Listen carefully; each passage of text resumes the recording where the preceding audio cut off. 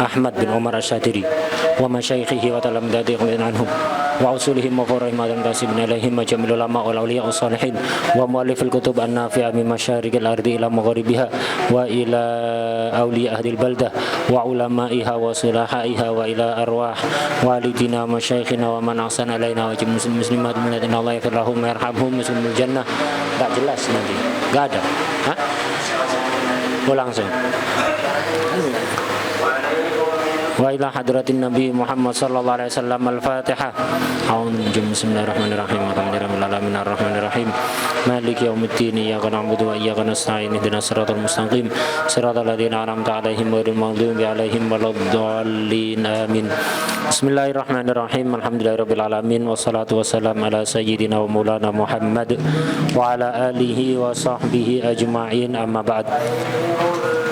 Qala al-mu'allif radhiyallahu ta'ala anhu wa nafa'ana bi wa bilumihi wa bilumina wa bilumi sairi salihin fit dharaini amin ya rabbal alamin. Muhammad Hamid di mana? Hah? Tarawih sana.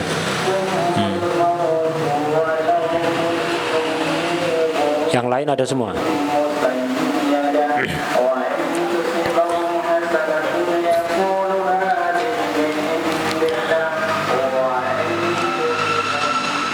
Qala al-mu'allif radhiyallahu anhu ats-tsani min furudil wudu ghuslul wajhi.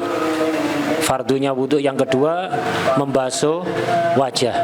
Ini beberapa keterangan yang sudah maklum tak cepatkan biar bisa hatam ya, biar bisa hatam. Membasuh wajah, batasnya wajah sudah maklum dari atas yaitu tempat tumbuhnya rambut yang normal, bukan orang yang dahinya terlalu lebar atau terlalu sempit. Biasanya umumnya orang itu dahinya itu sampai tempat tumbuhnya rambut itu sekitar 4 jari. Ya itu. Biasanya begitu ya, tidak mesti. Jadi dari tempat tumbuhnya rambut yang normal sampai dagu. Dagu yang depan ini masih wajah, yang bawahnya ini sudah bukan wajah. Dari samping telinga ke telinga, pentilnya telinga ini sudah bukan termasuk wajah. Ini yang kedua. As-salis, fardunya wudu yang ketiga, ghuslul yadain ma'al mirfaqain, membasuh kedua tangan beserta dua siku. Artinya beserta dua siku juga harus dibasuh. Tidak boleh sikunya masih kering, sikunya harus basah. Itu. Ar-rabi' mashur ra'si, ngusap kepala. Ngusap kepala di sini boleh kulit kepalanya, boleh rambutnya. Yang penting masih di batas kepala.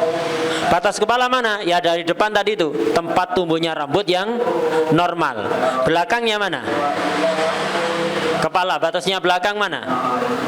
Tulang yang keras ini ya, tulang yang keras. Di bawah tulang yang keras itu tulang tengkorak ini, ujung tulang tengkorak itu batas terakhir wajah. Di bawahnya itu sudah bukan batasnya kepala ya. Di bawahnya itu, di bawahnya tulang yang keras itu sudah bukan kepala. Walaupun ada rambutnya, bukan kepala itu. Jadi kalau antum ngusap di leher bagian atas ini tengkuk. Kalau kata orang Jawa Pak, cito, itu cito, tengkuk, bahasa Indonesia tengkuk. Nah, tengkuk ini kan masih ada rambutnya itu diusap, tidak sah. Kenapa? Itu sudah bukan batas kepala. Jadi dari depan tempat tumbuhnya rambut yang normal, belakang tulang kepala yang keras ini, terakhirnya itu, di bawahnya sudah bukan. Jadi kalau ngusap kulit kepalanya mesti sah. Kalau ngusap rambutnya bagaimana? Sah, asalkan masih di dalam area kepala. Maksudnya area kepala, ya rambut itu sesuai arah normalnya. Rambut kepala ini yang ubun-ubun, bagian ubun-ubun ini arah yang normal ke depan. Rambut samping ya arah normal ke samping. Rambut belakang arah normal ke belakang. Lah begitu. Nah, jadi kalau ngusap rambut yang kalau rambutnya pendek, potong 1 cm, setengah cm, aman. Diusap rambut, yang penting masih di batas kepala, itu sah. Yang masalah itu kalau rambut panjang. Sebagian orang rambutnya panjang, kalau tarik nyampe ke sini, diusap ujungnya ini, itu tidak sah. Walaupun ketika diusap, rambutnya itu disisir ke belakang. Jadi rambutnya disisir ke belakang, sehingga ketika diusap kan ada di atas kepala kan ya. Tapi yang terusap itu ujungnya seandainya ditarik ke depan, ini kan rambut ini arahnya ke depannya, seandainya tarik ke depan ini nyampe sini, masih batas kepala apa bukan ini? Bukan, ini wajah. Kepala itu ini ya. Ini wajah. Tidak cukup. Jadi kalau ngusap rambut harus yang ada di dalam batas kepala. Itu harus di dalam batas kepala. Al-khamis, fardunya wudu yang kelima, ghuslur rijlain ma'al ka'bain, membasuh kedua kaki disertai mata kaki. Dua tulang yang keras itu di masing-masing kaki ada dua tulang yang keras. Itu harus masuk ma'a beserta, bukan ila. Seandainya pakai lafadz ila ya bermakna ma'a. Jadi beserta kedua mata kaki. Artinya kedua mata kakinya harus masuk, dibasuh, harus basah. Itu. Ghuslur rijlain ma'al ka'bain. Kemudian as-sadis at-tartib, harus urut ya sebagaimana disebutkan tadi itu. Ya, seperti tadi. Udah, enggak usah kita perpanjang. Kemudian bab berikutnya mashul khufain, ngusap kedua khuf. Khuf itu apa sih? Khuf yang ma'ruf, yang biasa dipakai oleh orang-orang yang cuacanya ada yang dinginnya ekstrim. Seperti di Yaman, daerah Yaman Utara, Son'a itu kalau musim dingin banyak orang pakai khuf. Khuf itu bentuknya mirip kaos kaki tapi kuat, disiram nggak tembus, disiram air nggak tembus. Kenapa? Terbuat dari bahan kulit. Bentuknya mirip kaos kaki, ada resletingnya. Kalau dulu pakai tali, kalau sekarang pakai resleting gitu. Tapi dari kulit, seandainya antum pakai jalan tanpa sendal, nggak robek, disiram airnya nggak tembus. Itu khuf yang biasa dipakai.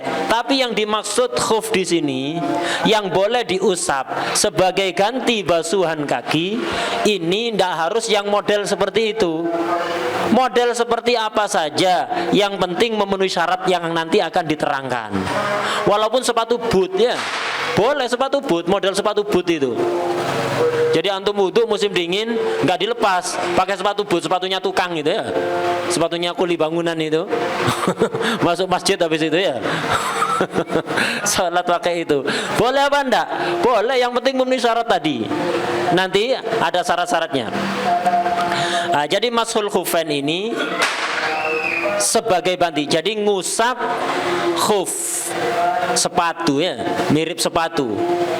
Ngusap khuf ini diperbolehkan sebagai ganti basuhan kaki dalam wudu. Jadi sebagai ganti basuhan kaki dalam wudu ini diperlukan untuk daerah-daerah yang dinginnya ekstrim. Kalau di Pasuruan antum tidak perlu, malah antum perlu kakinya disiram pakai air es ya. Perlu membutuhkan untuk disiram pakai air es biar seger. Itu. Ini untuk daerah-daerah yang dinginnya ekstrim. Orang itu akan kedinginan kalau kakinya dingin. Kalau kakinya hangat, badannya insya Allah akan hangat. Lah wudu ini ketika musim dingin ekstrim yang paling masakot ya nyiram kaki itu. Kenapa? Selama kaki ini dingin, badan yang lain akan dingin. Tapi kalau kaki hangat enak, yang lain itu tidak terlalu kedinginan. Sehingga untuk daerah-daerah seperti itu sangat masakot, setiap wudu harus basuh kaki. Lah karena itu syariat memberikan keringanan, boleh pakai khuf dengan syarat-syarat yang nanti akan diterangkan. Untuk apa? Biar tidak sering-sering membasuh kaki. Jadi tidak sering-sering membasuh kaki sehingga ngurangi rasa dingin yang dialami. Itu aslinya. Tapi keringanan ini berlaku hatta daerah panas seperti Pasuruan berlaku, boleh. Seandainya antum wudu pakai khuf seperti itu boleh. Tidak harus dalam cuaca yang sangat dingin. Tidak harus orang yang punya udzur. Pokok memenuhi syarat boleh. Wadah ya. Jadi boleh sebagai ganti basuhan kaki. Tangan tidak bisa. Tangan pakai kaos tangan udah diusap juga, tidak boleh. Khusus kaki. Kemudian khusus dalam wudu. Kalau mandi junub tidak bisa mashul khuf. Kakinya tidak disiram, diusap toh. Atau najis kakinya, males disiram, pakai khuf, diusap khufnya, tidak bisa. Khusus gantinya basuhan kaki dalam wudu. Mudah. Mashul khufain, ngusap kedua khuf. Ya juzu mashu syai'in. syai'in sebagian, tidak harus semua berarti. Min dhahiri a'lal khuffain badalan an ghaslir rijlain fil wudu. Boleh ngusap sebagian, tidak harus semua. Min dhahir, dari permukaan, bagian luar berarti. Dari bagian apa? Boleh membasuh sebagian dari luar a'lal khufain, bagian atas kedua khuf. Jadi yang boleh diusap khuf ini bagian luar. Diusap dalamnya enggak bisa. Ya, jadi tangannya dibasahi, kemudian tangannya ini dimasukkan ke dalam khufnya itu. Yang diusap bagian dalamnya enggak cukup, harus zahir. Harus zahir. A'la, yang harus diusap itu yang atas. Yang wajib itu yang atas, samping, depan, belakang, bawah, tidak harus. Yang penting bagian atas. Kan kaki begini, dia bagian atas begini. Samping, kanan, kiri, depan, belakang, bawah, tidak harus. Diusap juga tidak apa-apa. Tapi nggak mencukupi ya. Tidak mencukupi. Yang wajib diusap itu bagian atas. Itu bagian atas. Ya juzu mashu syai'in, boleh ngusap sebagian saja, tidak harus rata. Beda kalau basuh kaki, basuhannya harus rata, seluruh kakinya harus basah. Kalau masul khuf tidak harus rata. Jadi malah sunnah tangan ini direnggangkan. Jadi tangan dibasahi, kemudian direnggangkan, diusap begini ya, diusap begini. Karena kalau dirapatkan kayak gini, nanti basahnya rata. Kalau basahnya rata, khufnya cepat rusak. Khufnya cepat rusak karena itu direnggangkan. Direnggangkan, diusap bagian atas. Sebagian saja, tidak harus semua, tidak harus rata. Harus bagian luar, tidak cukup bagian dalam. Harus bagian atas, tidak cukup bagian yang lain itu. Terus a'lal khuffain, bagian atas kedua khuf itu. Bagian atas kedua khuf. Jadi boleh ngusap dua khuf sekaligus. Kalau diusap satu, disiram satu. Jadi yang kanan pakai khuf, kirinya tidak ketemu ya, tidak pakai khuf. Apa boleh? Satu disiram, satu diusap. Nggak boleh. Harus khuffain. Itu harus khuffain. Kemudian ngusap khuf ini badalan an ghaslir rijlain fil wudu, sebagai ganti basuhan kedua kaki. Tangan tidak boleh. Atau wajahnya dipakai topengnya, pakai topeng jadi ngusap topengnya, tidak basuh wajahnya, nggak bisa. Musim dingin ini, usap topengnya aja, tidak boleh. Khusus kedua kaki fil wudu, hanya dalam wudu. Untuk mandi janabat tidak bisa, harus dilepas. Untuk menghilangkan najis tidak bisa, harus dilepas. Wadah ya? Lah, jadi yang diusap wajibnya yang mana? Bagian atas. Loh kok bukan bawah? Yang nempel ke tanah yang atas apa yang bawah? Yang bawah. Sehingga yang perlu dibersihkan, perlu diusap, harusnya kalau akal-akalan yang bawah apa yang atas? Yang bawah. Loh, ini menunjukkan bahwa fikih itu bukan akal-akalan. Fikih itu nakal. Al-fiqhu naklun. Fikih itu nakal. Dikatakan oleh para mujtahid begini, ya sudah begitu. Tidak masuk akal ini. Masa begini tidak masuk akal? Emangnya ente punya akal apa? Kepedean, ya, pede amat, merasa punya akal ya. Ente yang ngomong nggak masuk akal itu tidak punya akal. Wah deh. Jadi fikih itu nakal, agama itu nakal. Rasulullah SAW menerima dari Allah tanpa akal-akalan dari Rasulullah. Sahabat menerima dari Rasulullah SAW tanpa akal-akalan dari sahabat. Tabi'in menerima dari sahabat tanpa akal-akalan dari tabi'in. Dan demikian dari generasi ke generasi. Agama ini nakal. Nakal artinya meriwayatkan, bukan akal-akalan. Loh berarti akal tidak dipakai untuk memahami, bukan untuk ngarang. Jadi akal sangat penting fungsinya dalam Islam. Untuk apa? Memahami maksud Al-Quran, memahami maksud hadis. Hanya sekedar memahami. Fungsinya akal itu untuk memahami apa kira-kira yang dimaksud oleh Allah, apa yang dimaksud oleh Rasulullah SAW, dengan kaidah-kaidah yang telah diatur, bukan untuk ngarang hukum sendiri. Sama sekali akal tidak punya kewenangan itu. Wah, ini tidak masuk akal, ente tidak punya akal berarti. Jadi itu makanya Sayyidina Ali mengatakan, lau kana dinu birra'yi lakana asfalul khuf aula bil mashi min a'lahu. Seandainya agama itu pakai akal-akalan belaka, bukan nakal, bukan periwayatan. Seandainya agama itu hanya akal-akalan, tentunya bagian bawah khuf lebih berhak diusap daripada bagian atasnya. Tapi walakinni ra'aitu Rasulullah sallallahu alaihi wasallam masaha ala a'lahu. Tapi saya melihat langsung Rasulullah ngusap yang atas. Secara akal-akalan harusnya yang bawah, tapi Rasulullah ngusap yang atas. Lah, ini menunjukkan agama bukan akal-akalan. Agama pakai akal, iya, tapi bukan akal-akalan. Akal berfungsi untuk memahami apa yang dimaksud Rasulullah, apa yang dimaksud oleh Allah. Itu. Wadah ya? Nah, itu. Kemudian bolehnya ngusap khuf itu berapa? Dibedakan antara musafir dengan mukim. Nah, di sini yauman walailatan lil mukim. Itu. Bolehnya ngusap khuf hanya sehari semalam untuk orang yang mukim. Wasala sata ayyamin bilayaliha lil musafir. 3 hari 3 malam untuk musafir. Jadi mukim hanya sehari semalam.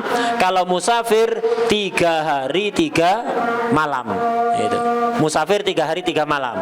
Musafir yang dimaksud musafir safar qasrin, yang melakukan perjalanan jauh, yaitu yang memperbolehkan sholat qasar sekitar berapa? 82 kilometer. Perjalanan sekitar 82 kilometer. Kayak sini Sampang nyampe, sini Banyuwangi, sini Lumajang, itu nyampe ya. Perjalanan seperti itu yang mencapai safar qasar itu boleh ngusap selama 3 hari. Kalau mukim hanya sehari semalam. Atau musafir tapi dekat dari Pasuruan ke Malang, ke Probolinggo, ke Sidoarjo, ke Mojokerto. Nah, ini perjalanan dekat. Ini hanya boleh ngusap khuf selama sehari semalam. Kalau musafir safar qasar ini yang boleh selama 3 hari 3 malam.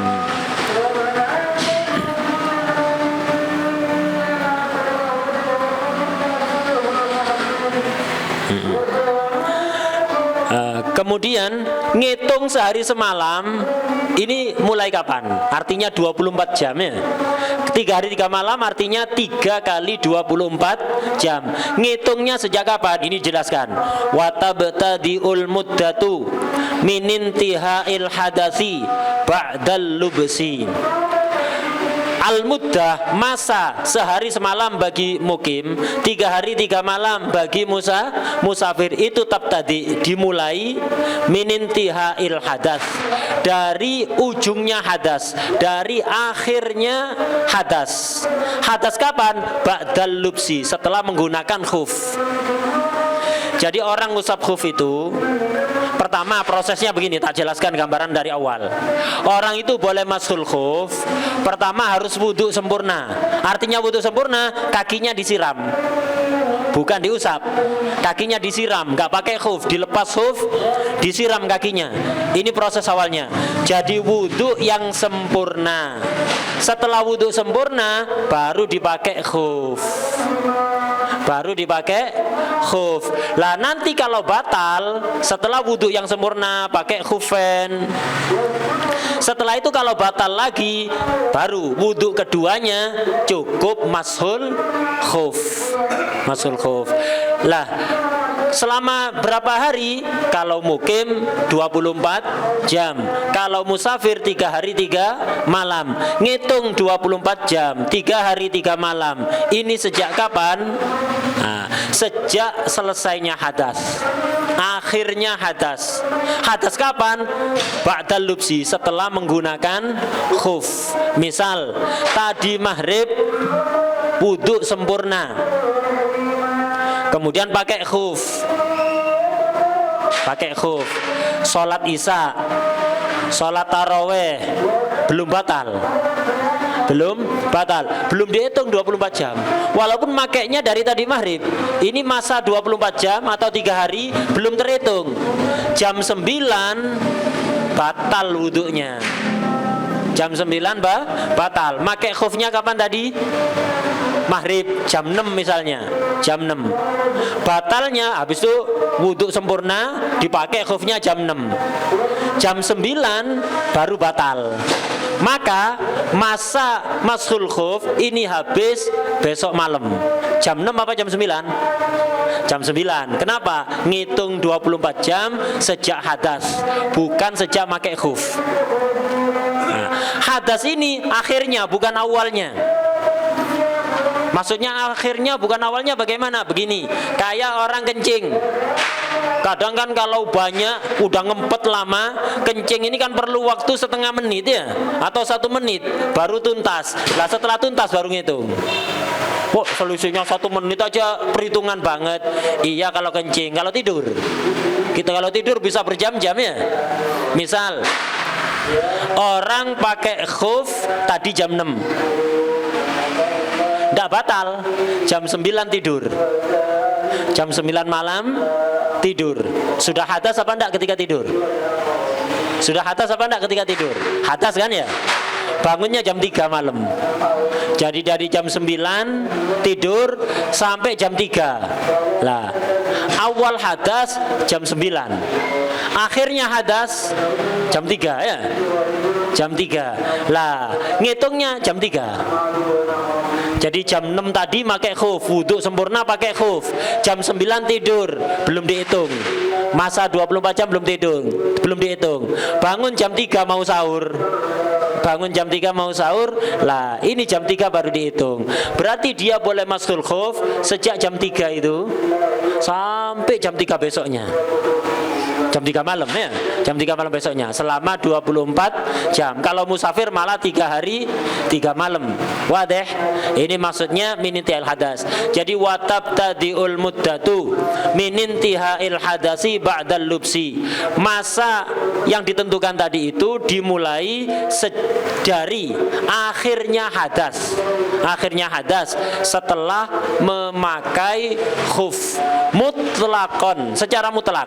Ngitungnya dari intihaul hadas, bukan dari ibtidaul hadas, tapi dari intihaul hadas secara mutlak. Menurut Imam Ibnu Hajar, tidak membedakan. Kata Imam Ibnu Hajar, tidak dibedakan antara hadas yang model A atau model B, enggak ada. Pokok ngitungnya sejak intihaul hadas. Kalau Imam Romli membedakan. Bagaimana? Di bawah itu. Wa tabtadiul mudda min intihail hadas ba'dal lubsi. Ai mutlaqan, secara mutlak. Inda Syekh Ibn Hajar wa Syekhul Islam wa Syekh Al-Khatib. Nah, Imam Ibn Hajar, Syekhul Islam Zakaria Ansori dan Khatib Syirbini mutlak mininti al hadas, titik.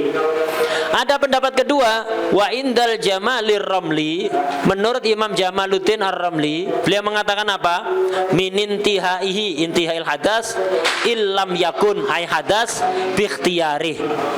Kalau hadasnya bukan bil ikhtiar, bikhtiyarihi dia, maka dihitung dari intihanya. Kabaulin wa ghaitin wa min awalihi ay awalil hadas in kana bi ikhtiyarihi, contohnya kalamsin wa naumin. Jadi Imam Romli membedakan hadas yang biasanya terjadi secara ikhtiar atau hadas yang biasanya terjadi tanpa ikhtiar.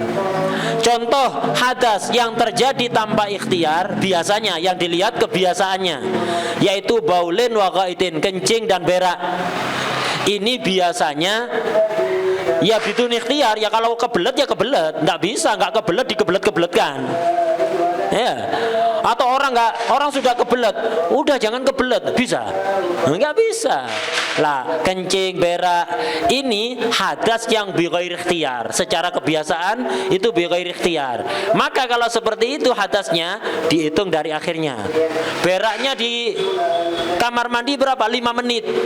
Dari jam 9 sampai jam 9 lebih 5. Ya berarti ngitung masanya jam 9 lebih 5. Ini. Tapi kalau ingkana bikhtiyarihi, kalau hadasnya itu bil ikhtiar, secara kebiasaan itu bil ikhtiar, contohnya kayak apa? Kalamsin, nyentuh istri misalnya, nyentuh perempuan yang bukan mahram. Ini kan sengaja. Biasanya walaupun kadang-kadang nggak sengaja, desek-desekan ada di pasar misalnya ada sengaja. Tapi biasanya secara sengaja tidur, ini disengaja. Walaupun kadang-kadang nggak sengaja ya. Pas harus tidur ya, nggak sengaja. Ada yang sengaja juga. Ada yang sengaja juga. Tapi jadi tidur ini biasanya disengaja, bil ikhtiar. Biasanya bil ikhtiar. Maka ngitungnya kata Imam Romli sejak awal. Tidur jam 9 bangun jam 3, ngitungnya jam 9. Versi Imam Romli. Tapi kebanyakan Imam Ibnu Hajar, Syekhul Islam Zakaria dan Khatib Syirbini mutlakon, tidak usah dibeda-bedakan. Ngitungnya seperti yang di atas ini ya. Minintiha'il hadas ba'dal lubsi. Itu minintiha'il hadas ba'dal lubsi. Kemudian ada syarat-syaratnya masul khuf ini. Apa syaratnya? Lakin yushtaratu li jawazil mashi syurutun sab'ah. Ada 7. Pertama, ayyul basal khuffani ala taharatin kamilah. Kedua, khuf harus dipakai setelah suci sempurna. Suci dari hadas kecil, suci dari hadas besar, suci dari najis. Kalau kakinya najis, jangan pakai khuf dulu, sucikan dulu. Kalau masih belum punya wudu dulu baru pakai khuf. Kalau masih junub, mandi dulu, hilangkan hadas besar, baru pakai khuf. Ya contohnya kayak tadi itu, wudu sempurna, hilangkan semua najis dan hadas, baru setelah itu pakai khufan. Ini. Jadi kalau belum melakukan ini, tidak boleh masul khuf. Setiap wudu ya harus lepas terus khufnya. Ini yang pertama. Kedua, wa ayyakuna qawiyya ini. Kedua, khuf harus sama-sama kuat. Itu.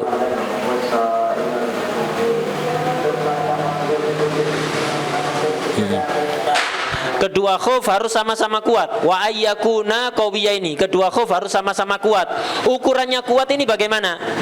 Nah, catatan kaki di bawah, ai bihaitsu yumkinut taraddudu. Mondar-mandir.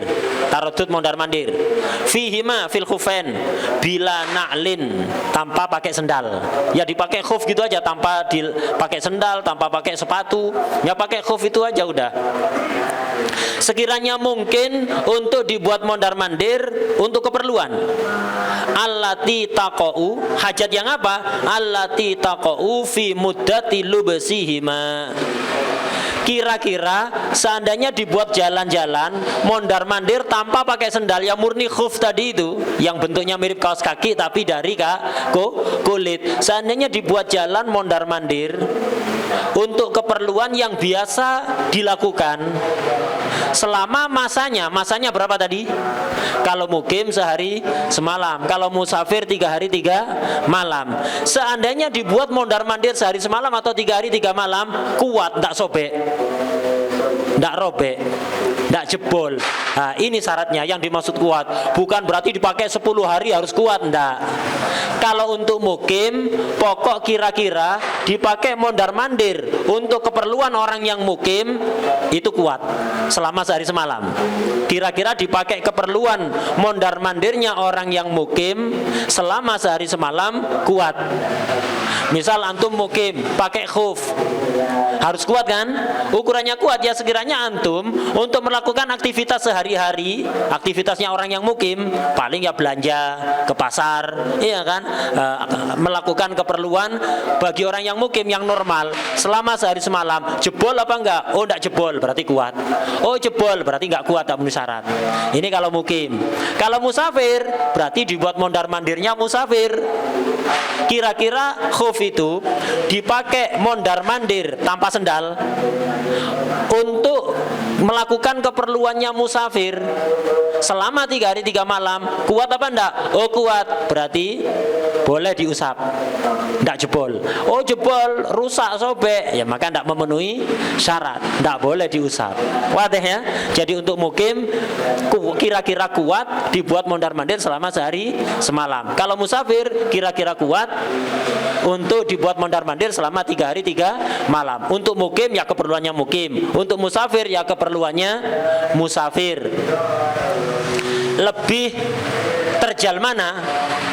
Lebih ekstrim mana keperluan mukim sama musafir? Ya lebih ekstrim keperluannya musafir, karena yang namanya musafir apalagi zaman dulu ya, itu ada naik turun, melewati jalan yang terjal, perlu masuk-masuk ke semak-semak untuk nyari kayu bakar. Zaman dulu kan gitu ya. Itu zaman dulu seperti itu. Jadi untuk keperluan yang normal dilakukan oleh musafir. Bukan seperti safar sekarang, musafir malah tidak ada jalannya ya. Itu naik mobil, turun dari mobil, tidak dipakai khufnya itu. Mau makan tinggal mampir rest area ya, tinggal mampir rest area, udah ada ribet. Ini enggak, bukan keperluan yang model kayak gitu, duduk di mobil tok gitu selama 3 malam. Yo hatta tipis banget ya, bakalan jebol kalau kayak gitu ya. Enggak, keperluan yang wajar seperti zaman dulu. Ya perlu naik turun ya, naik turun, kemudian keliling untuk nyari kayu bakar, untuk qada'ul hajat dan seterusnya. Untuk sekarang semuanya serba nyaman musafir. Mau sholat masjid banyak, mau buang hajat banyak di rest area, di masjid-masjid, di pom ya. Kemudian mau makan banyak rumah makan, tidak ribet. Kalau zaman dulu itu ribet, musafir itu ribet zaman dulu. Kalau zaman sekarang gampang, itu zaman sekarang gampang. Itu syarat kedua, harus kuat. Ukurannya kuat, paham ya? Nah ini. Kemudian syaratnya lagi, wa ayyakuna ay khufain mani aini linufudil ma'i min ghairil kharzi. Kedua khuf harus mencegah tembusnya air dari selain tempatnya jahitan. Al kharzi itu tempatnya jahitan. Gitu.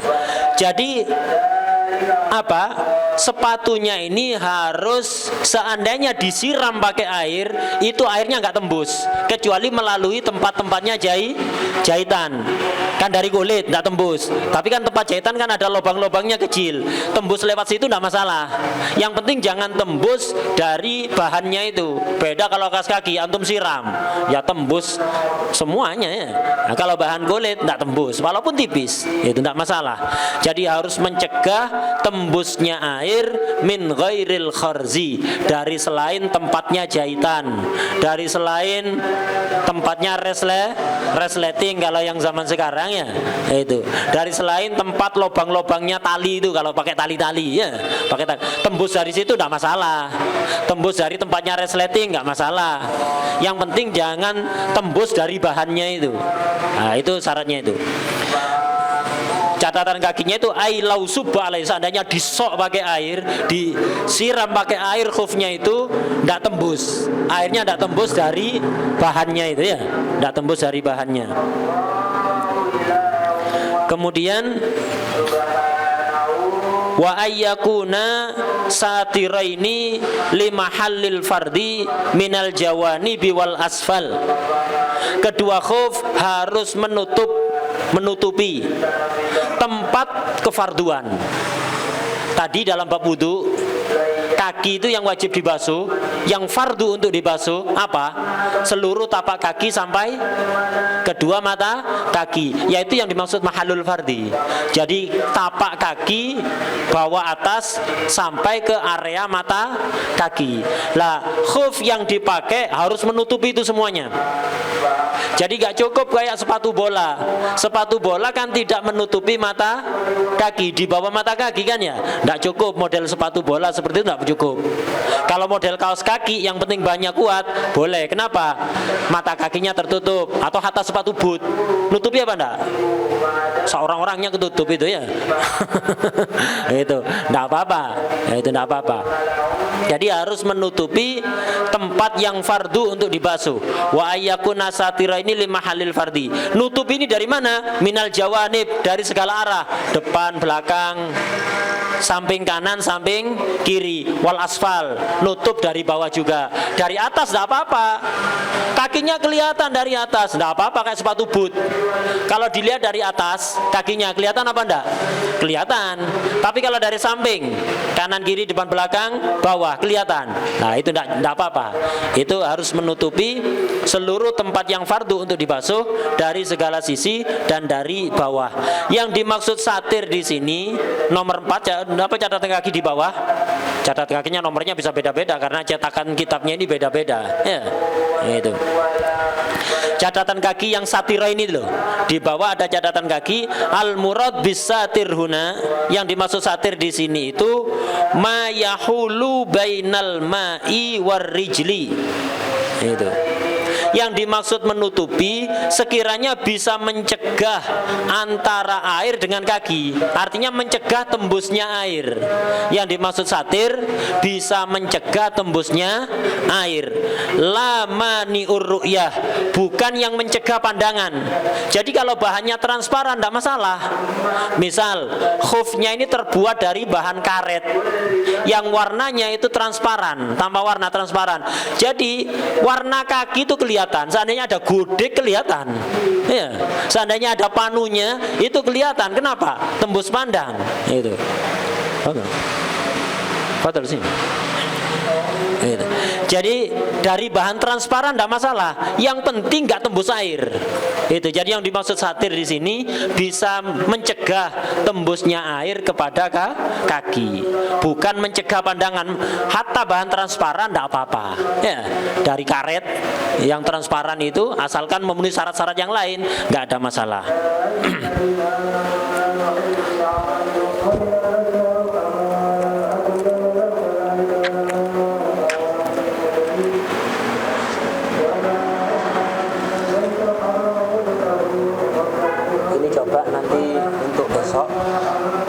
Dilihat kalau seandainya daras ditaruh di rumah sana terganggu suara-suara kan. Misalnya di sini kan ini suara speaker, suara apa? Kalau yang sedang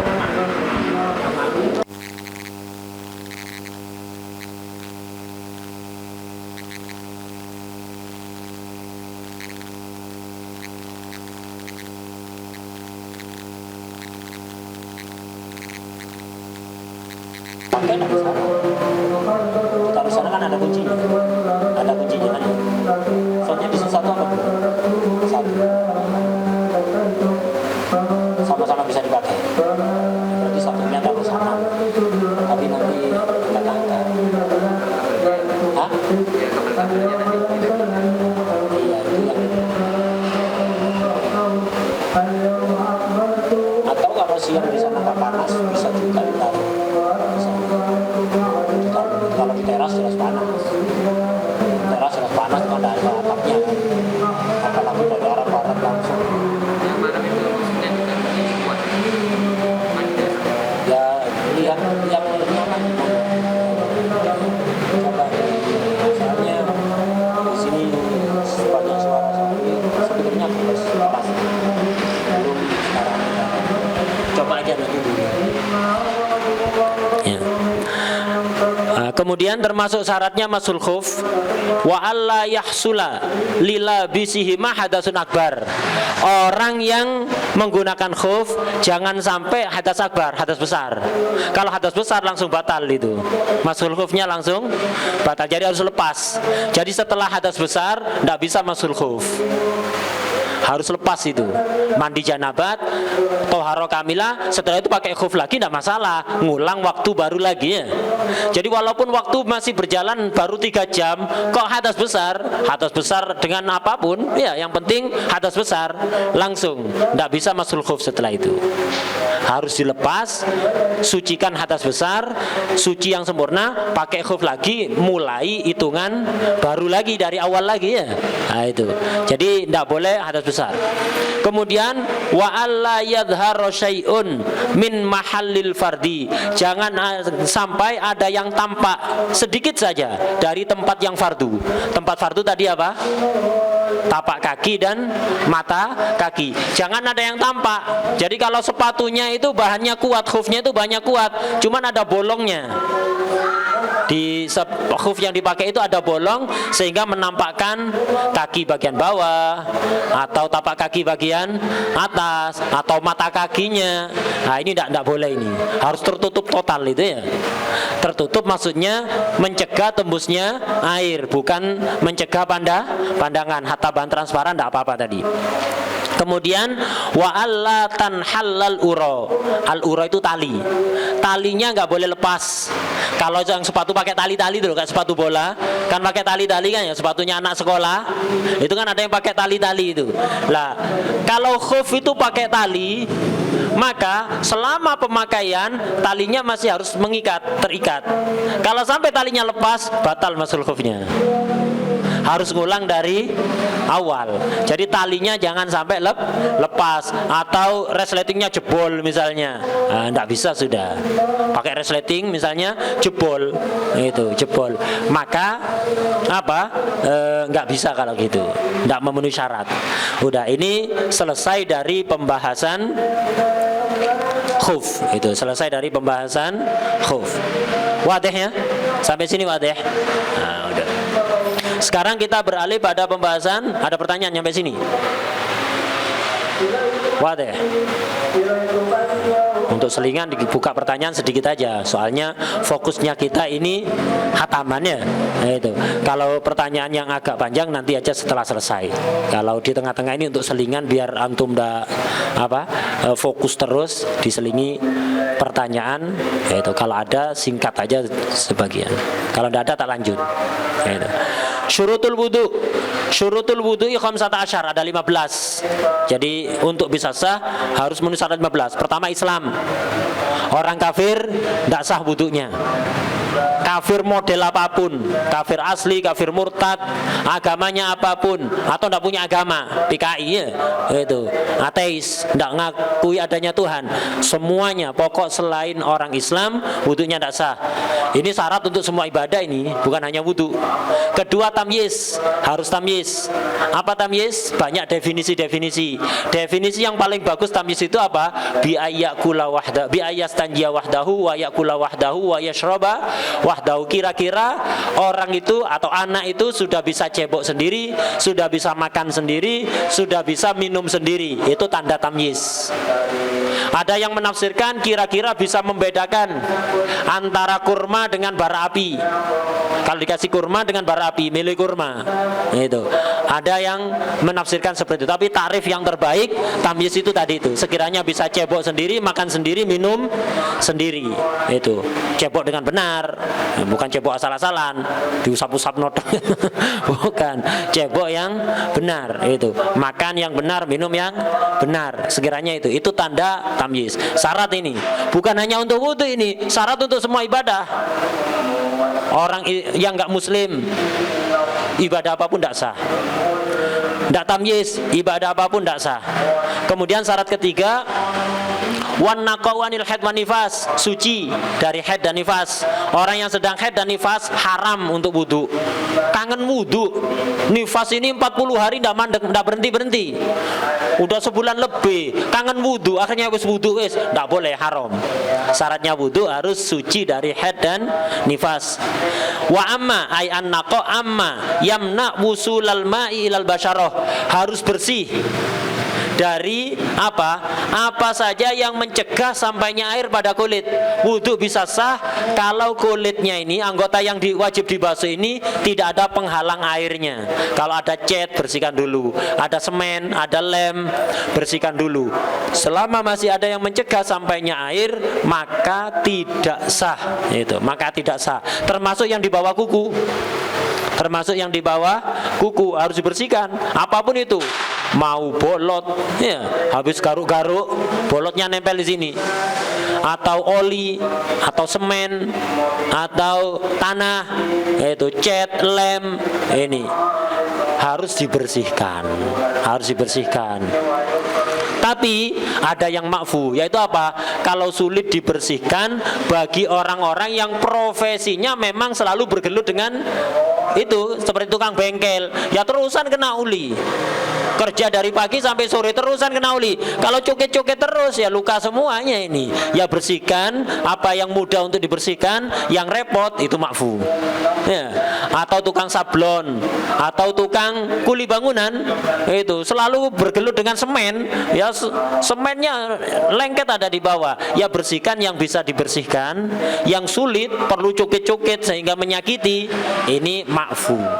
Bagi orang yang memang profesinya itu bukan apa, tukang dadakan. Jadi ada rumahnya yang misalnya apa, temboknya agak rusak sedikit dibenerkan sendiri, padahal profesinya aslinya bukan tukang, ya cuman apa, nanggung aja memanggil tukang rusaknya sedikit, akhirnya ditangani sendiri, digarap sendiri, ya sesekali itu aja. Ini tidak makfu ini. Wah sulit ini, ya hilang no. Itu tidak tiap hari. Kalau tukang setiap hari coket-coket ya repot. Paling gampang ya kukunya dipotong, aman sudah. Tapi kadang-kadang di sela-selanya ini repot ya. Jadi ala kulli hal kalau sulit dihilangkan masyakot itu, dan bagi orang yang profesinya selalu bergelut dengan kotor-kotor kayak gitu itu, dengan semen, dengan yang lain-lain, ini makfu. Kemudian termasuk syaratnya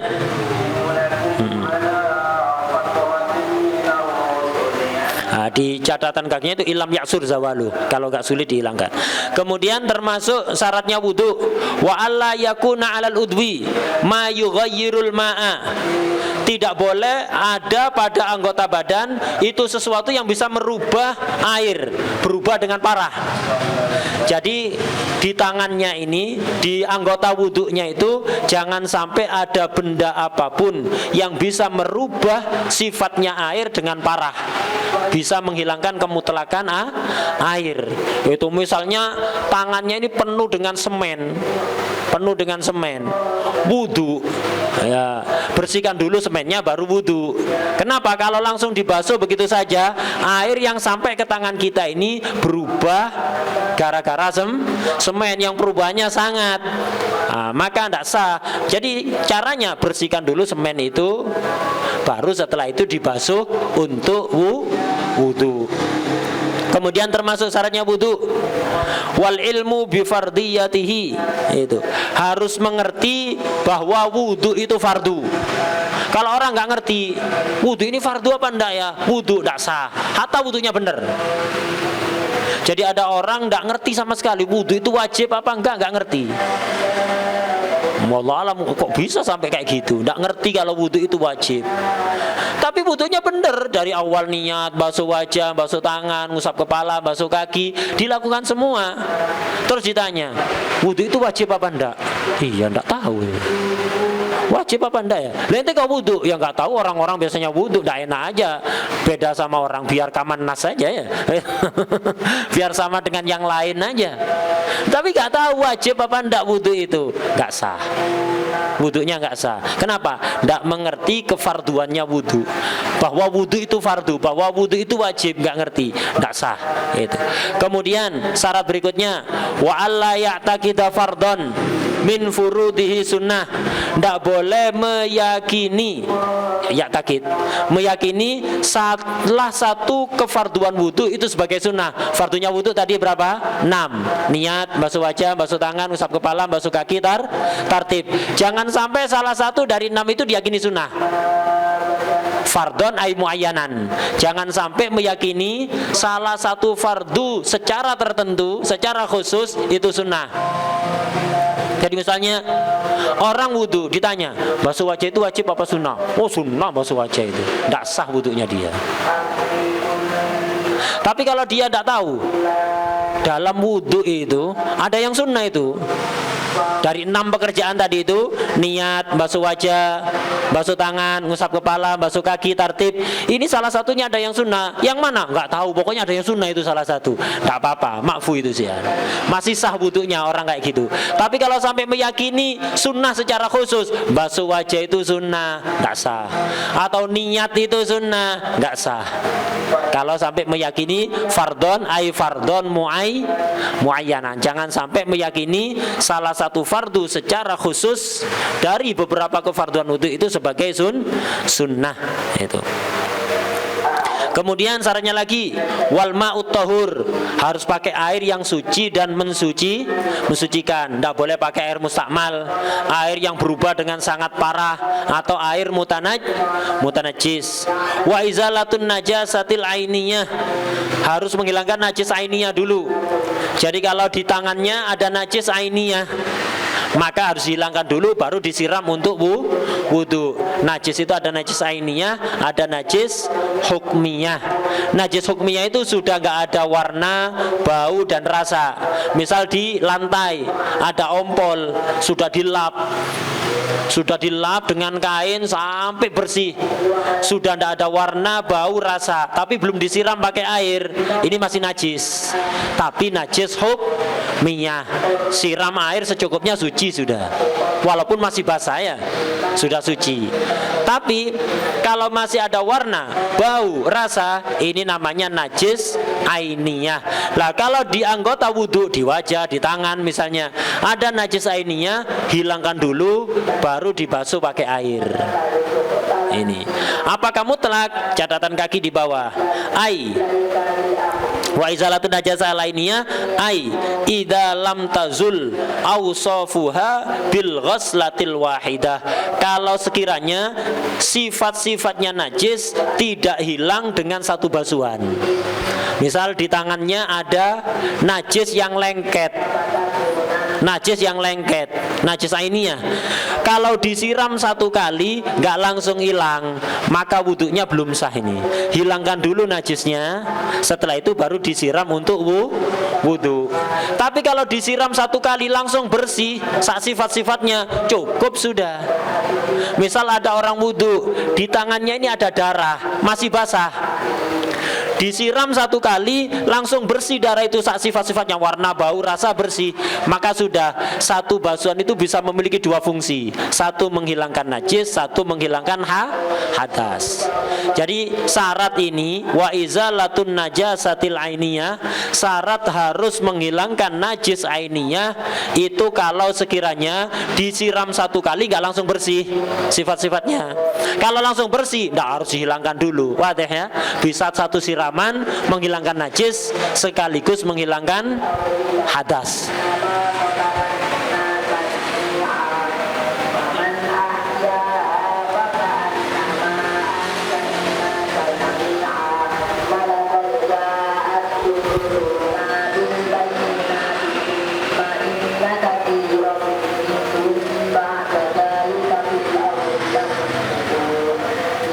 Kalau najis hukmiyah tidak perlu, cukup satu siramannya. Kalau najis ainiyah itu tadi.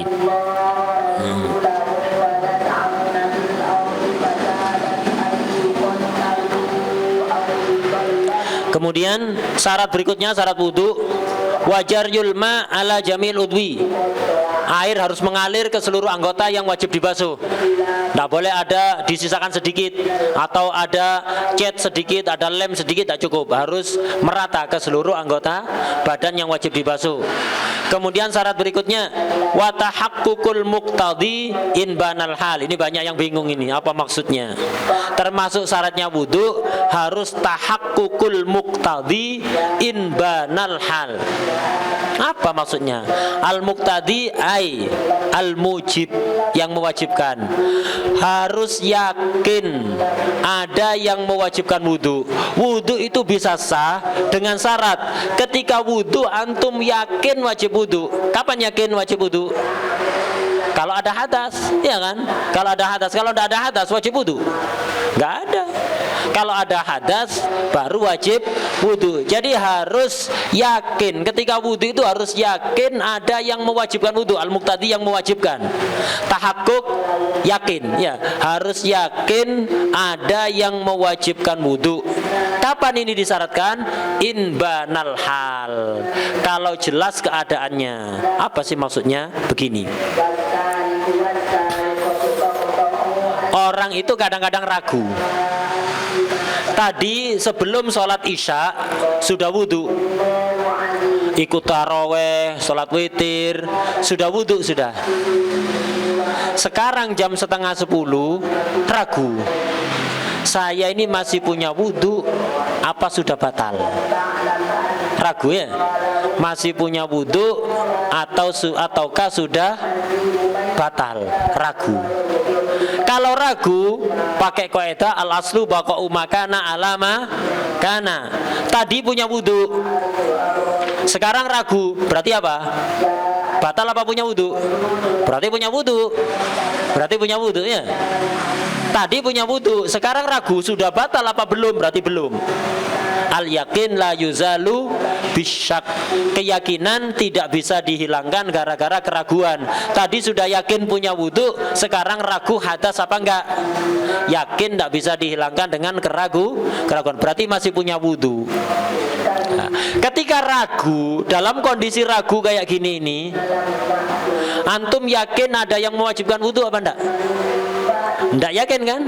Karena hukum asalnya masih punya wudu. Tadi punya wudu, sekarang ragu, sudah batal apa belum?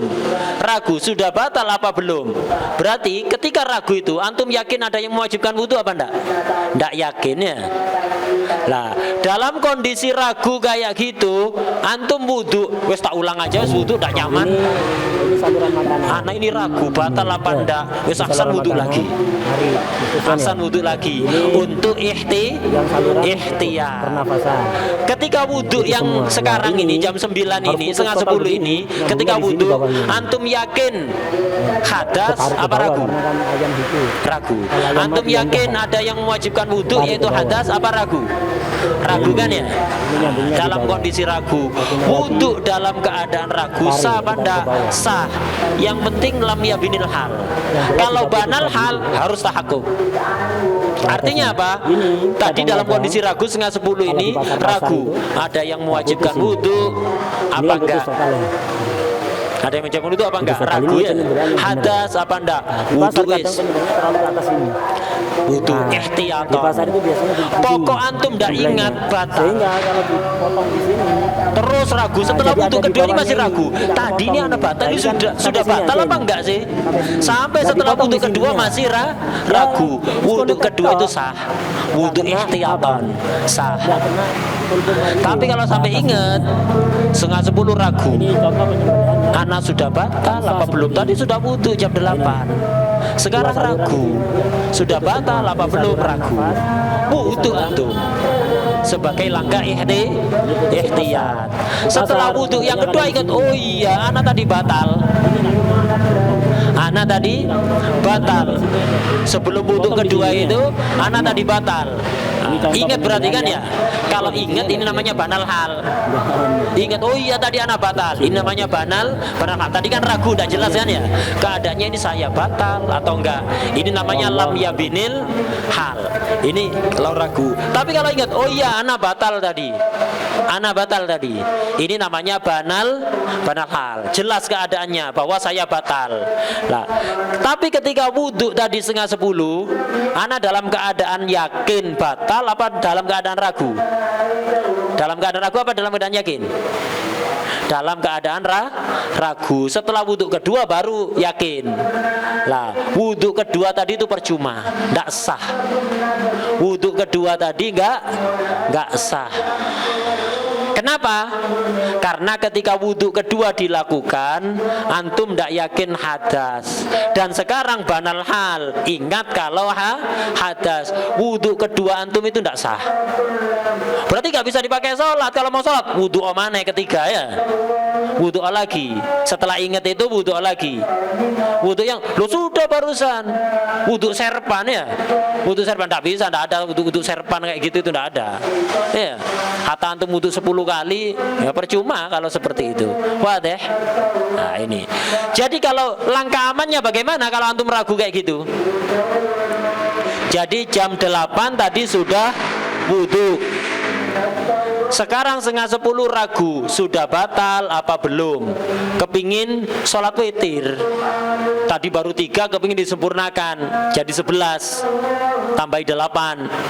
Ragu, batal apa masih punya wudhu? Paling aman apa? Batal no sekalian. Paham ya?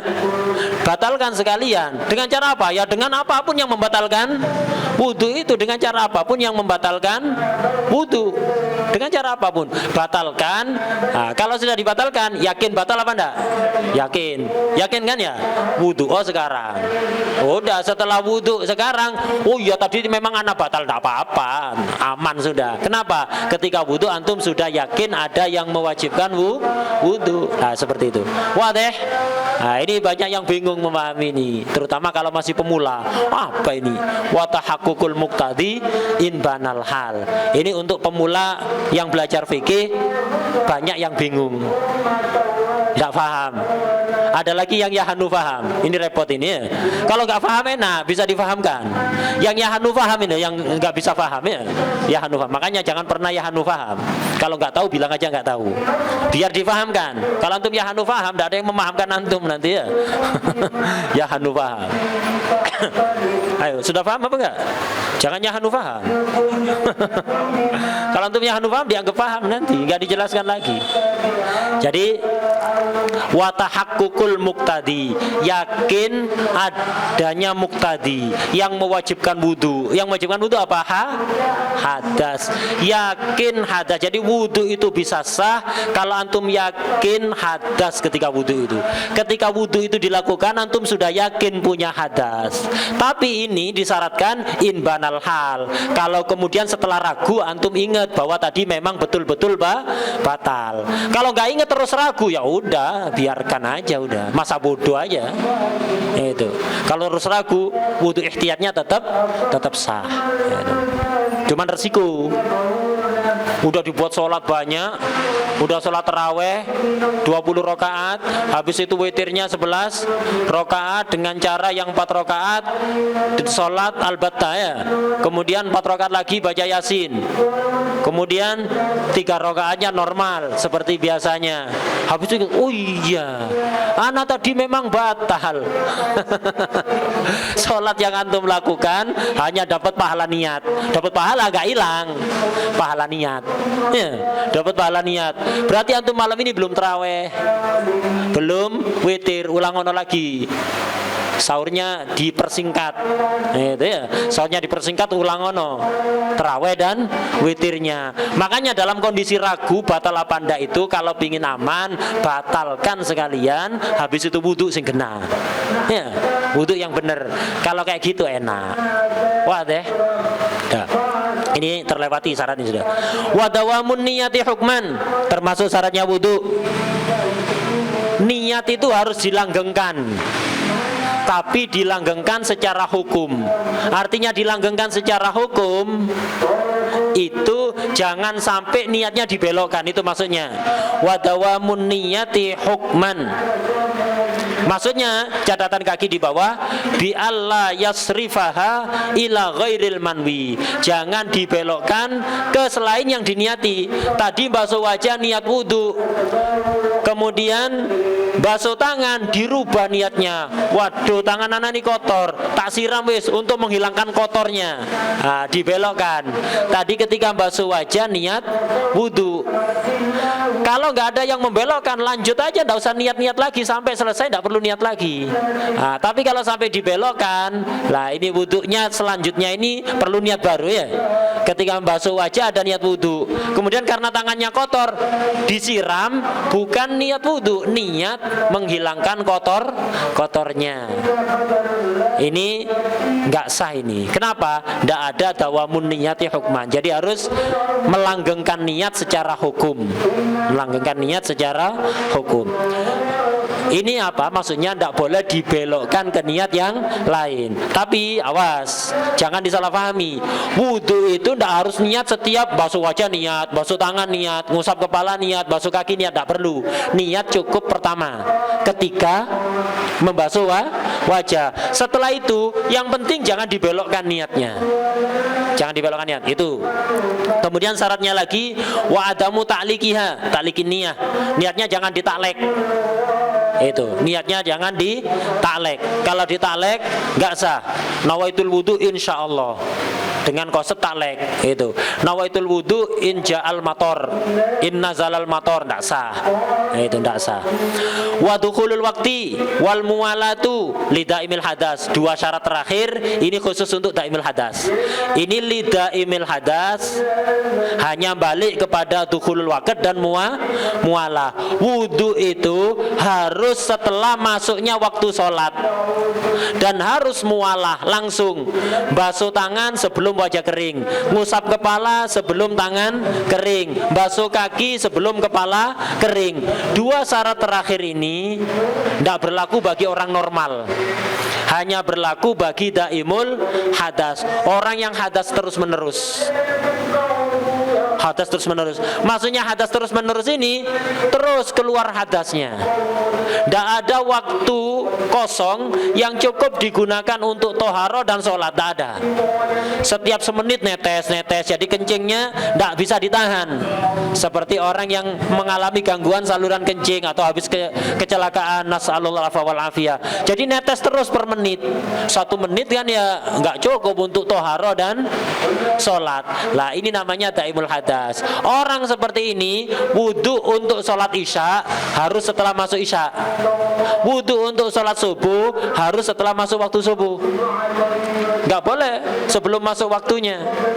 Dan harus mualah langsung. Setelah wajah langsung tangan, langsung kepala, langsung kaki. Ini untuk orang yang daimul hadas. Kalau untuk orang normal nggak harus. Wudhu untuk sholat subuh sekarang nggak apa-apa.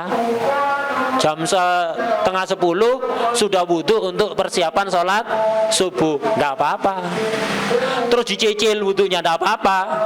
Basuh wajah ada di Pasuruan itu. Kemudian basuh tangan ada di rest area Sidoarjo.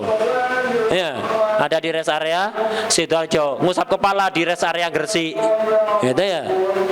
Basuh kaki di pintu tol keluar Gresik.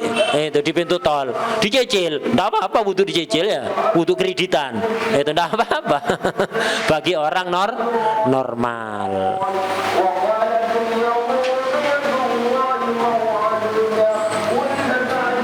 Padahal ada pertanyaan.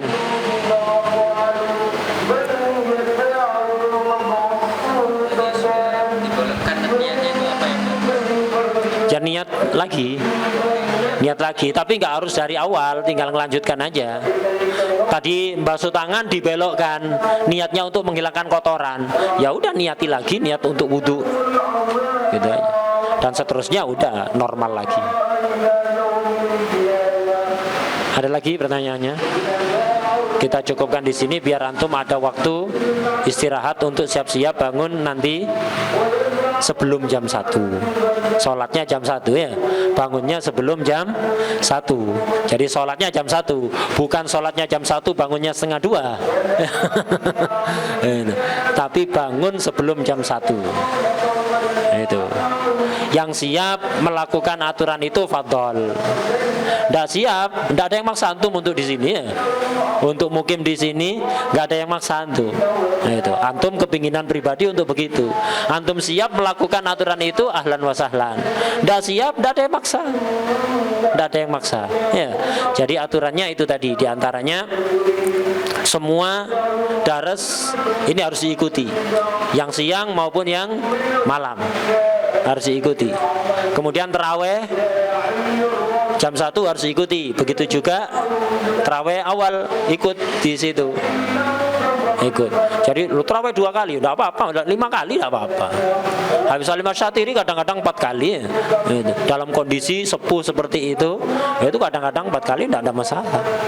Lu kan tarawih ini 20 rakaat maksimal ya. Maksimal. Ya niat ada beres. Boleh diada kok tarawih. Atau ikut pendapat yang mengatakan bahwa tarawih itu enggak ada batas jumlah rakaatnya. Seperti Imam Ahmad bin Hanbal pernah ditanya, "Berapa jumlah rakaat tarawih?" "Terserah ente. Mau 200 fadhol." Gitu. Imam Ahmad pernah ditanya seperti itu, jawab, "Terserah, mau tarawih berapa rakaat aja terserah." Atau kalau ikut mazhab Imam Syafi'i maksimalnya 20. Loh, kalau tarawih lagi berarti 40. Enggak apa-apa. Niat ya ada. Atau niat qadha, dulu sering bolong-bolong tarawih tahun-tahun yang sebelumnya. Niat qadha tarawih tahun yang lalu ketika yang kedua. Enggak masalah. Itu enggak masalah. Nah, jadi kemudian apa aturannya lagi setelah sholat malam sampai menjelang sahur kan, kemudian sahur aturannya ya tidak tidur setelah subuh, sholat subuh jamaah dan baca wirid, itu baca wirid sampai isyraq. Setelah isyraq terserah untuk istirahat sudah ya. Sebelum itu bukan waktunya tidur, bukan waktunya tidur. Antum jaga waktu setelah subuh Ramadan atau selain Ramadan. Setelah subuh tidak tidur, dibuat ibadah sampai isyraq, kemudian ditutup dengan salat isyraq, itu afdol. Walaupun antum malam tidak bangun, dibanding malamnya nggak tidur, dibuat ibadah setelah subuh tidur. Banyak orang kebalik ya, semalam suntuk tidak tidur, dibuat ibadah subuh cepet-cepetan, kata wiritan tidak sempat, udah teler ya. Setelah subuh tidur, waktunya panjang kan ya, mulai isya sampai subuh. Ini berapa jam ini? 7:30 misalnya, atau jam 7, 8, 9, 10, 11, 12, 1, 2, 3, 4, 9 jam ya. Tidak tidur, dibuat ibadah toh, bukan dibuat apa ya, untuk buang-buang waktu yang nggak berguna. Dibuat ibadah 9 jam, dibuat ibadah, tapi sebelah subuh tidur. Kalau mau milih, ahsan malamnya tidur, setelah subuh dijaga. Sebelum subuh kurang beberapa menit bangun, kemudian sholat subuh, dijaga waktu setelah subuh, jangan tidur. Waktunya cuma 1 jam 20 menit. Subuh, sholat jamaah, wirid, baca dzikir, baca Quran atau yang lain sampai isyraq. Ketika isyraq, sholat isyraq. Cuman 1 jam, 1,5 jam lah katakan, dibanding 9 jam. Afdol yang ini, afdol yang ini.